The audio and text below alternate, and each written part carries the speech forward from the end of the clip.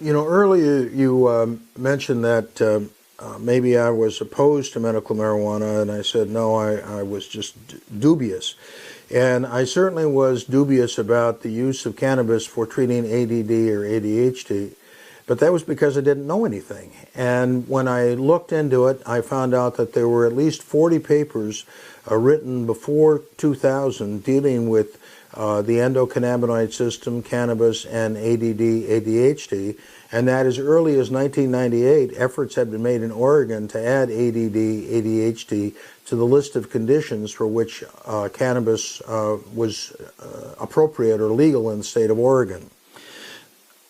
I began to have people mention that they were able to focus and concentrate more with cannabis. I had people tell me that their grades went from D's and F's to A's and B's when they started using marijuana in junior high school.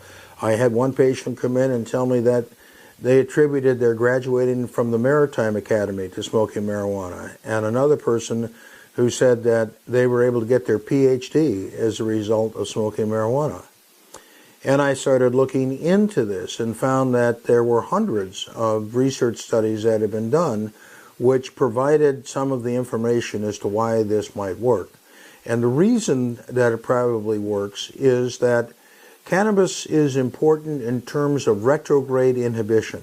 And retrograde inhibition is a way of modulating the speed of neurotransmission. It's normal. And what happens if you don't have enough cannabinoids is that your neurotransmission is too rapid. So if you have a rapid assault, if you will, on the cerebral cortex of a substantial number of ideas, concepts, sensory input, then it may be difficult for the cerebral cortex to focus or concentrate. But if you slow these down, these neural impulses down by a few nanoseconds, then you're going to give the cerebral cortex more of an opportunity to focus and concentrate, because you're going to have neural impulses moving more slowly, and you'll probably have fewer neural impulses. Now, there was an article that appeared in Scientific America in December 2004, written by Elger Nichol, and I had the good fortune to go to a conference and be able to chat with Elger about retrograde inhibition and about the way cannabis worked in terms of attention deficit disorder, and he told me that I was, more or less in the ballpark. After all, he's a researcher and I'm a clinician, so there's not always a perfect exchange of information between researchers and clinicians. But in this case, I feel as though I am close enough to having a good understanding. Furthermore, in addition to Elger, there is a researcher at UC Irvine named Daniele Piomelli. Piomelli has invented 6 or 7 substances that interfere with the body's own metabolism of its own cannabinoids. And he feels that by increasing the cannabinoids in the brain, that it's useful in treating panic attacks, attention deficit disorder, Tourette syndrome, and bipolar disorder. And I think much of the way in which cannabis works can be explained by the phenomenon of retrograde inhibition. And what's happening there is that the cannabis is causing more dopamine to be available. It is the dopamine that actually facilitates the retrograde inhibition. What cannabis does is it competes with dopamine for dopamine binding sites on dopamine transporter. And if you get enough cannabis, it fills up the binding sites on the dopamine transporter, or at least a lot of them. The dopamine can't get in. You now have more dopamine, you have more retrograde inhibition, you have slower speed of neurotransmission, and you have better ability to focus and concentrate. And I've been amazed. Back in, I think, 2001, I was interviewed for an article in USA Today, their online version on migraine headaches.